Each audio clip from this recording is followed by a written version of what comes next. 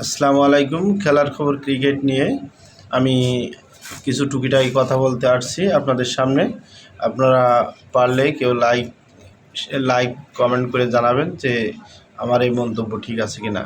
বাংলাদেশ দলের যে বর্তমান পরিস্থিতি, আমি মনে করি প্লেয়ার পাল্টাতে হবে। এটা ম্যানেজমেন্ট, অবশ্যই আমি বলবো ম্যানেজমেন্টের দুর্বলতা। ভালো প্লেয়ার কি করলো না করলো এটা আমাদের দেখার বিষয় না। আমাদের কথা হচ্ছে ভালো প্লেয়ারকে দলে অন্তর্ভুক্ত করতে হবে।